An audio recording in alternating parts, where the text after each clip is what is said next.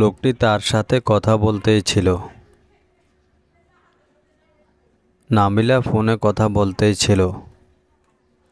মেয়েটি আমার সাথে তর্ক করতেই ছিল। বৃদ্ধ লোকটি গল্প করতেই ছিল। বাচ্চাটি কান্না করতেই ছিল। Hello viewers, welcome to my channel English now and then. আজকের ভিডিওতে আমরা এই সেন্টেন্সগুলো ট্রান্সলেট করব। তার আগে দেখিনি এই বাক্যগুলোর মধ্যে কমন কোন ফ্রেজটি রয়েছে। আমরা এখানে দেখতে পাচ্ছি কমন ফ্রেজটি রয়েছে করতেই থাকা, আর এর জন্য আমরা ইংরেজিতে ব্যবহার করব কন্টিনিউড।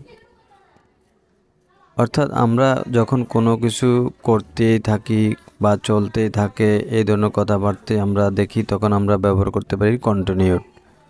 আরও ভালোভাবে বোঝার জন্য আমরা একটা স্ট্রাকচার দেখতে পাই, এবং স্ট্রাকচারটি হবে এরকম: subject, then helping verb, and then continued, and then verb with I N G, and then object. এখন আমরা সেন্টেন্সগুলোকে ট্রান্সলেট করার চেষ্টা করব। তার আগে বলে রাখা ভালো, আপনি যদি এই চ্যানেলে নতুন হয়ে থাকেন তাহলে অবশ্যই চ্যানেলটি সাবস্ক্রাইব করবেন এবং পাশে থাকা বেল আইকনটা অন করে দেবেন, যাতে করে পরবর্তী কোনো ভিডিও আপলোড করলে সবার আগে আপনি পেয়ে যান। তাহলে শুরু করা যাক আজকের ভিডিওটি। লোকটি তার সাথে কথা বলতেই ছিল। The man is continued talking with her. Nabila ফোনে কথা বলতেই ছিল।